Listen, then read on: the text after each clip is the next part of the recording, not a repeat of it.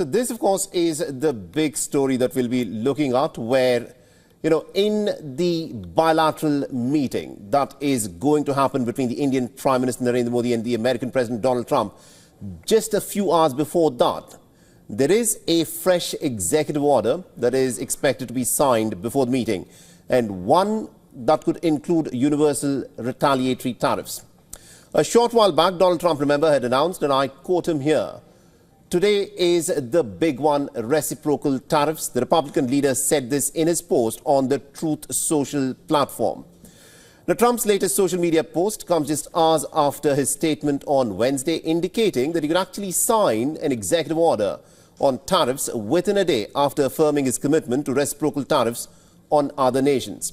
While speaking on the issue of tariffs and keeping American interests in mind, Donald Trump, remember, had earlier called India a quote-unquote tariff king, raising concerns against India's policy of tariffs. Donald Trump had said that these Indian tariffs have been limiting U.S. exports to India. Now, the economic relationship between India and the United States has flourished in many years. With two-way trade growing steadily, India currently has over $36 billion in terms of trade surplus with the United States. India exports key goods like oil, petrochemicals and gems while importing raw materials and technology. However, the trade imbalance has drawn a lot of criticism from the incumbent President Donald Trump, who's pointed to India's high tariffs on American products. Despite a steady decline in tariffs since 1990 from 125% to about under 5% for some products, India still imposes significant duties on certain goods.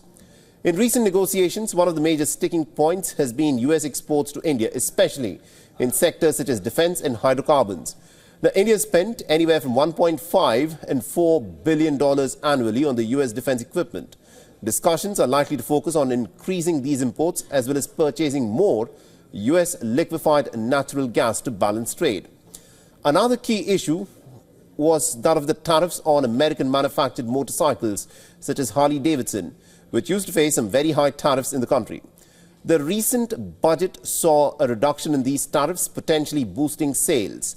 The trade relationship between India and the United States has been a double-edged sword. While trade continues to grow, India's persistent trade surplus with the United States remains a point of contention. India faces its own challenges, including a trade deficit with the rest of the world, which impacts its currency and overall economy.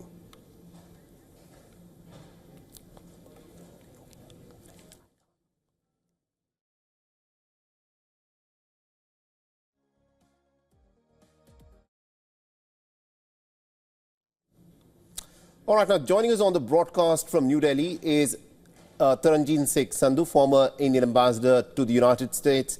Ambassador, thank you very much indeed, sir, for speaking to us here on WION. Let me in fact start off by asking you this. Now, both leaders, that is the Indian Prime Minister Narendra Modi and American President Donald Trump, are known for their very business-like approach. How do you think the talks on tariff will pan out during their bilateral? So I think I'll answer your question in two parts. So first, you have said that both leaders have a business-centric approach. I think that answers to some extent that they understand each other very well. And we have seen it in Trump 1.0, as we call it. I was the ambassador there at that time. And they have a very good understanding. And I think that part, that good rapport which we talk about, will help in negotiating through this issue. Now, coming to the tariffs, I think, look, trade is going to be an important part, and we are hearing a lot about the tariffs. Do remember that tariffs are not just limited to India.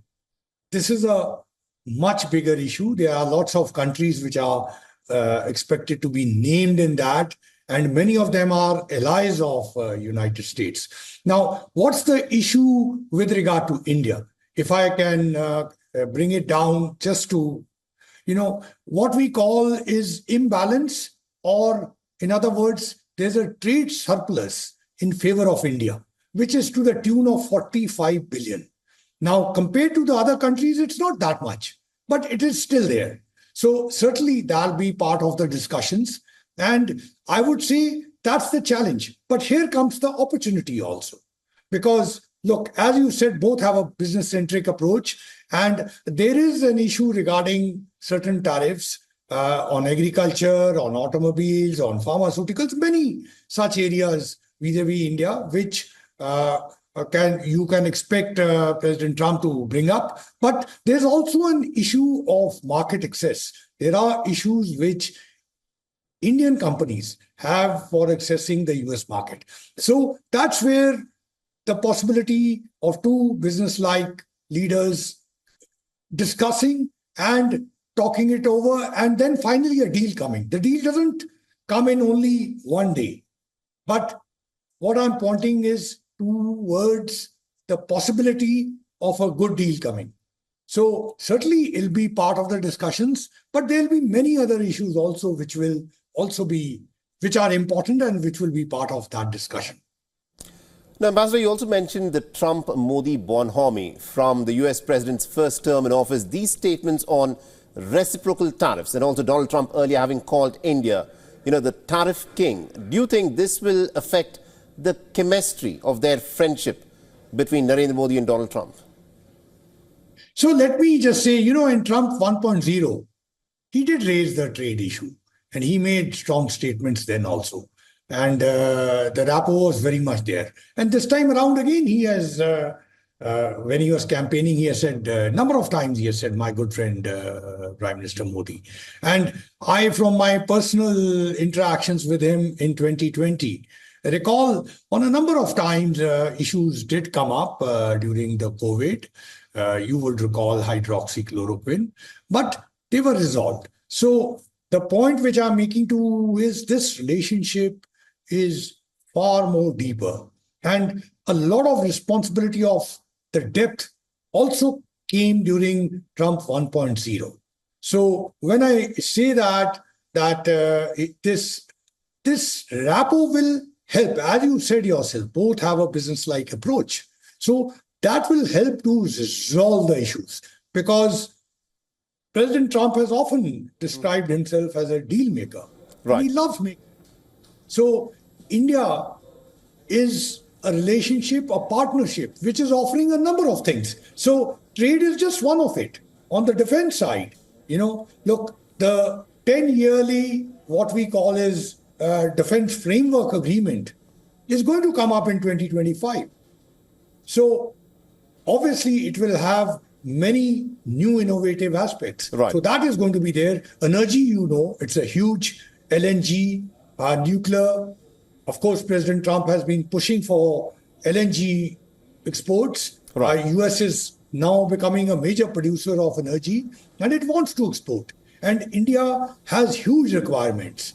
In Trump 1.0, we had imported LNG from there. And now, again, that will be part of the exchange there. Then, of course, on technology, I don't need to tell you, ISET, right. New emerging technologies. Everybody is talking about artificial intelligence. The US-India partnership is very, very prominent there, and it will deepen. And finally, if I may say something which President Trump started in his first term, that is reliable supply chain, during the COVID.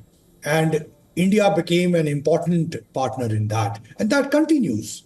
And today, too, that will be part of the discussion. So that's why there are a number of issues, and I haven't even touched upon international issues. Indeed, Ambassador Sandhu, thank you very much, sir, for joining us and getting us that perspective there. For all the latest news, download the WION app and subscribe to our YouTube channel.